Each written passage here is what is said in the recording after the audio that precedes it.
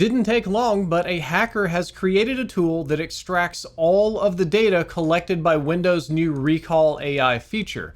You might remember Recall AI is the feature that Windows promoted for Windows 11 that would take a screenshot and scan basically everything you did on your computer so you could just talk to it and have it pull up things that you did weeks or months ago, and it would all store on a local server and never be online and blah, blah, blah. Well, a white hat hacker created a tool that's easy to install and can just extract literally everything. It goes even beyond keylogging and screenshotting, so much so that security researchers are calling for Microsoft to recall Windows Recall. I love the redundancy and near, it's like perfect. How did they know it was going to need to get recalled so fast?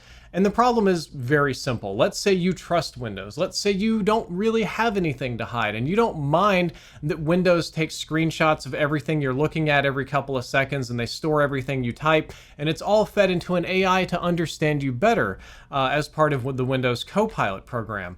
Well, that might be great if you just like Microsoft that much, but what happens when somebody that's not Microsoft, like say a hacker, creates a little thing that accidentally gets installed on your computer and 100% of your private data down to the second is able to be exported? It's like an Omega keylogger, and it's super easy to exploit, and having it built into Windows, like for it to be a default Windows feature, just means that hackers no longer need to install or use keyloggers of their own, but they just need to find new and creative ways to access the Windows Recall AI programs. And I think it's terrible, terrible, terrible design decision, and it's going to go the way of the dinosaur, much like Mixer. That's why I wore the hoodie today.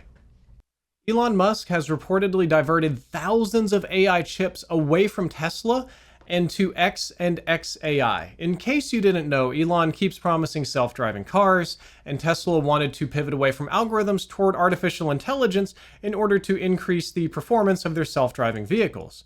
Well, instead, they're shipping these NVIDIA AI chips away from Tesla and over toward X and XAI. I wish I could tell you that this was nonsense, but it's not. Tesla is supposed to be stocking up on NVIDIA's H100 artificial intelligence chips, which is about the best chip on the market at the moment. They spent over $500 million on these things. And Elon's even talking about how, Tesla's going to swap to AI and blah, blah, blah, blah, blah. But he said we had no place for the NVIDIA chips to turn them on, so they just sat into a warehouse. So they're trying to do something better with them and send them over to Twitter.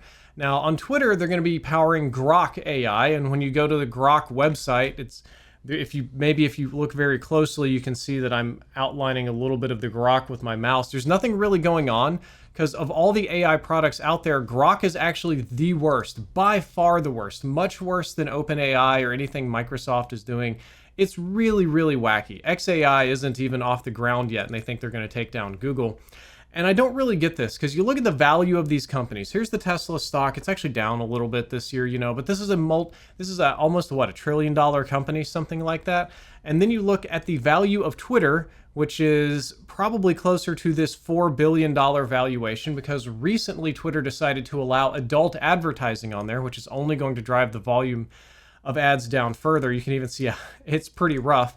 And I think it's like a sunk cost fallacy. I think maybe Elon thinks if he can fix Grok AI somehow, that the value of Twitter won't be so garbage. But what he's really doing is taking away some of the value that could have gone to Tesla. And I think this is another very short-sighted decision that is disappointing, but not one that I'm surprised by. Night vision goggles might be a thing of the past, and instead may be replaced by night vision lenses that are so thin and so light, they're literally like the glasses I'm wearing right now, and they'll allow everybody to see in the dark. So this is a very cool piece of technology. Of course, we have sort of a mock-up demo image of what they would look like here, but this comes from the ARC Center of Excellence for Transformative Meta-Optical Systems, or TMOS, in Australia. And what they're trying to do is sort of circumnavigate the bulky, battery-powered, needing lens and photocathode and refractor type of traditional goggles, like the huge military ones you would see, And here's an example of how those old school technologies work. Instead, what they decided to do is use a metasurface-based upconversion technology, which essentially provides an easier pathway for light photons to be processed. This is an example of their night vision technology. And what I love about this, what's amazing about this is they're an Australian-based company and they just chose kangaroos. I assume that makes it easier for people driving at night, same way we hit deer in America, they hit kangaroo. Now, I'm going to try to read through how they describe how this is supposed to work, and I'm going to tell you that I don't fully understand this, but maybe like 12 of you will if we get 100,000 views. The photons travel through a resonant metasurface where they mingle with a pump beam. The non-local lithium niobate metasurface boosts the energy of the photons and draws them into the visible light spectrum without the need to convert them to electrons first. It doesn't require cryogenic cooling, which reduces noise for sharper images in the traditional night vision, so we can do away with more of the bulky night vision goggle mechanics.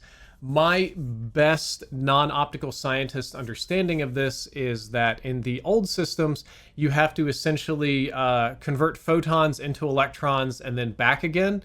What this attempts to do is take infrared photons and transform them or boost them up to the visible spectrum without doing any additional work or transformations. So what's great about this is that it captures the visible and non-visible light, so you actually get more color vision in the dark, more crisp vision in the dark, and the glasses are going to be much lighter, and in theory, in the future, also much cheaper, so that literally anybody can just have a pair of these sitting around just as convenient as a flashlight.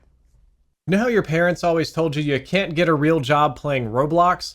Well, that's not true, because Ikea is hiring workers for its online Roblox store, and it's paying them 15 pounds per hour, and you can even serve virtual meatballs in virtual Roblox Ikea.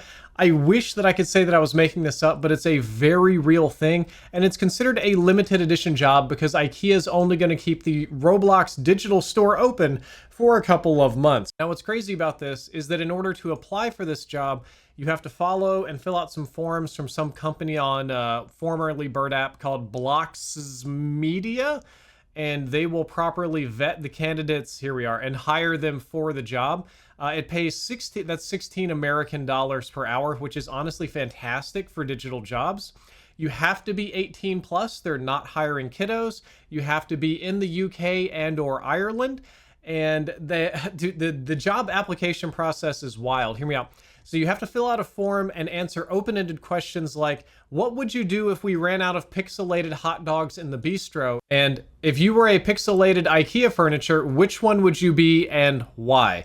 It's all very strange, and I don't know exactly what anybody's selling or buying.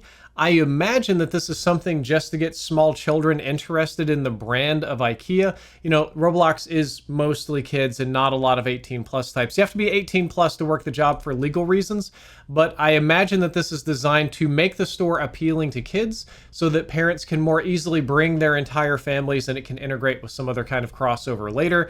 But it's still wild to see a literal video game retail job.